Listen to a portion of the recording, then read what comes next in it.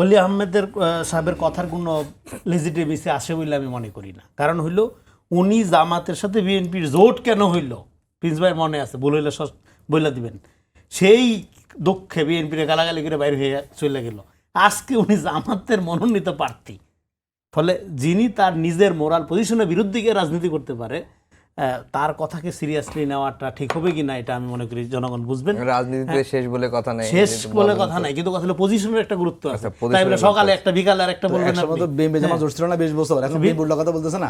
জোট ছিল, এখন সহযোগিতা নাই, বিরোধী দল তো একটা গুরুত্বপূর্ণ সম্পর্ক। রাজনীতি বহুত ভয়। তো আপনার এই যে ভাই কর্ম পরিষদ সদস্য, হ্যাঁ ভাই বলতেছে কি, ওনারা হরতাল করেন নাই ঠিক আছে, কিন্তু ওনারা বট বাহিনী এবং ফটোকার্ড দিয়ে যে আক্রমণ করছে, এটা 10,000 হরতালের চেয়ে বেশি। লোকজন রোমান্টিক হয়ে গেছে। আমাদেরকে আক্রমণ করে কে ভাই?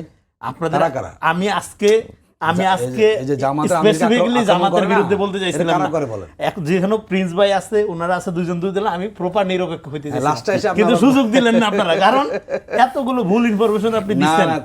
যেমন 10 বছর কারাদণ্ডের বিধানের কথা, এটা তো আমি ভুলবেন না, যাবজ্জীবন বা 10 বছর, 10 বছরের কথা। এবং এই প্রস্তাবিত পরবর্তী সময়ে যখন যেটা করা হলো, সে 10 বছরেরটা বাদ দিয়ে যাবজ্জীবন রাখা হয়েছে। আমি তো এই কথাটাই বলছি, আইনি অপশন থাকাটা ভালো।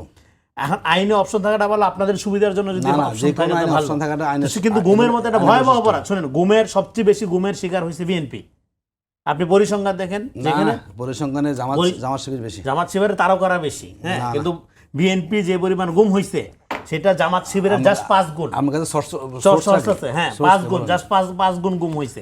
এবং বিএনপির গুম হওয়া এবং জামাতের গুম হওয়ার ফেরত আসার সংখ্যা হলো 99%, এবং বিএনপির 70% ফেরত আসে নাই। একদম এখনই পাঠাচ্ছি, 70% লোক এখনো আসে নাই।